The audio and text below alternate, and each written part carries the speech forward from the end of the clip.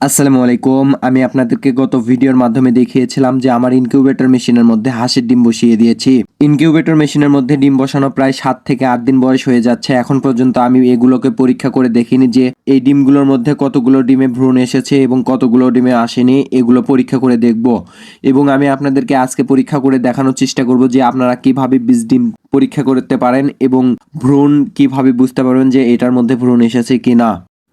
প্রথমে ইনকিউবেটর মেশিনের মধ্যে যে ডিমগুলো বসাইছিলাম, এই ডিমের বয়স এখন বর্তমানে 7 থেকে 8 দিন বয়স হচ্ছে। আপনাদেরকে দেখানোর জন্য আমি এইবার ইনকিউবেটর মেশিনের মধ্যে যে ডিমগুলো বসাইছি এগুলোকে 3 থেকে 4 দিন বয়সে এই ডিমগুলোকে পরীক্ষা করে দেখিনি, যে আমি আপনাদেরকে ভালোভাবে ভিডিওর মাধ্যমে দেখানোর চেষ্টা করব যে 7 থেকে 8 দিন বয়সে কিভাবে ইনকিউবেটর মেশিনের মধ্যে যে ভ্রূণগুলো হয় এই ভ্রূণটা পরীক্ষা করে। তো প্রথমেই ভ্রূণটা পরীক্ষা করার জন্য আমি প্রথমেই হাতে একটা মোবাইল নিয়েছি। এই মোবাইলের ফ্ল্যাশ দিয়েই আমি সাধারণত ভ্রূণগুলো নির্ণয় করে থাকি। ফ্ল্যাশের উপর যদি ডিমটা রেখে দেই তাহলে বুঝতে পারবো এটার মধ্যে ভ্রূণ এসেছে কিনা। সাধারণত এভাবে বোঝা যায় 4 থেকে 5 দিন কিংবা 7 থেকে 8 দিন বয়সে আরো ভালোভাবে বোঝা যায়।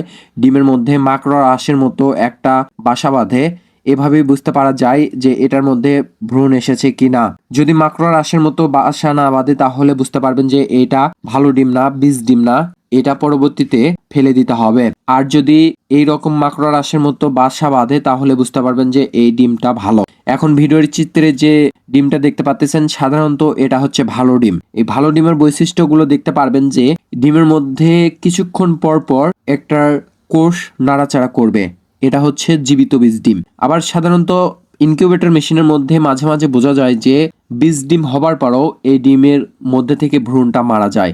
সাধারণত এটা হয় এই ডিমের বয়স যদি 18 থেকে 20 দিন কিংবা তার বেশি হয়ে যায় তাহলে এটার মধ্যে ভ্রূণ আসার পরেও মারা যেতে পারে।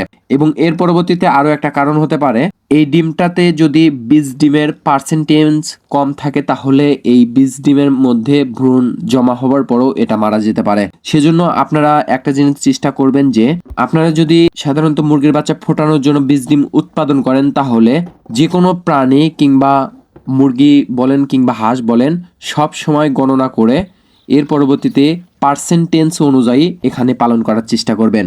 এখানে আপনি যদি হাঁস পালন করেন তাহলে হাঁসের একটা হাঁস মোরগ হাঁসের সঙ্গে যে কয়টা মুরগি হাঁস রাখা যায় সেই কয়টা রাখার চেষ্টা করবেন। এবং মুরগির সঙ্গে যে কয়টা মোরগ, একটা মোরগের সঙ্গে যে কয়টা মুরগি দেওয়া যায় এটা দেওয়ার চেষ্টা করবেন, তাহলে সবসময় ভালো একটা পার্সেন্টেজ পাবেন। তো আমি আপনাদেরকে সব সময় বলি, আমি যে এইবার হাঁসের ডিমটা বসাইছি সাধারণত আমি একটা জিনিস চিন্তা করে দেখলাম এর পরবর্তীতে কখনো হাঁসের ডিম ইনকিউবেটর মেশিনে বসাবো না। কেননা আমি হাঁসের ডিম বসায়া যে ভুল করেছি এই ভুলটা আপনারা যাতে না করেন।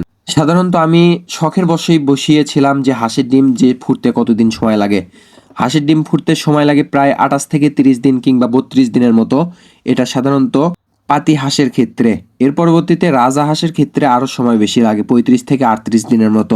আমি যদি এর পরবর্তীতে মুরগির ডিম বসাইতাম তাহলে এই সময়ের মধ্যে 2 ব্যাচের মতো মুরগির বাচ্চা ফুটে উঠতো। আমার এলাকায় হাঁসের বাচ্চার দামের চেয়ে মুরগির বাচ্চার দামটা একটু বেশি হয়ে থাকে। সেজন্য আমি চিন্তা করে দেখলাম আমার এখানে হাঁসের ডিম বসানোটা একটু লসজনক হয়ে গিয়েছে। করার কিছু নয়, তবে শখটাকে আমি প্রাধান্য দিয়েছি। এর পরবর্তী থেকে আমি চিন্তা করেছি যে এখানে কোনো প্রকার হাঁসের ডিম বসাবো না। হাঁসের ডিমের চেয়ে আমি সাধারণত দেশি মুরগির বাচ্চা ফোটানোর চেষ্টা করব দেশি মুরগির ডিম দিয়ে। যদিও আমার এখানে দেশি মুরগির ডিম ছিল না, পরবর্তীতে আমি বাধ্য হয়ে এখানে হাঁসের ডিম দিয়েছি। কিন্তু এর পরবর্তীতে আমি হাঁসের ডিম দিব না, প্রয়োজনে আমি ইনকিউবেটর মেশিনটা বন্ধ করে রাখবো। এখানে খরচ একটু বেশি হয় হাঁসের বাচ্চা ফোটানোর জন্য। আমি হাঁসের ডিম কিনেছি 15 টাকা পিস। এখানে হাঁসের ডিম আছে, প্রথমে বসাইছিলাম 51 পিস, এর মধ্যে থেকে বাদ পড়েছে প্রায় 10 পিসের মতো, তাহলে থাকে 41 পিস। এই 41 পিসের মধ্যে যদি আপনার 35 পিস হাঁসের ডিম ফোটে তাহলেও আমার সেভাবে কোনো ইনকাম হবে না। আমি ইনকাম করতেও চাই না সেরকমভাবে, যেহেতু আমি হাঁস পালন করার চেষ্টা করব, আমি খামারের মধ্যে সমন্বিত খামার করে তোলার চেষ্টা করব। তো সেজন্য একটু লস হলেও আমি করে তোলার চেষ্টা করতেছি।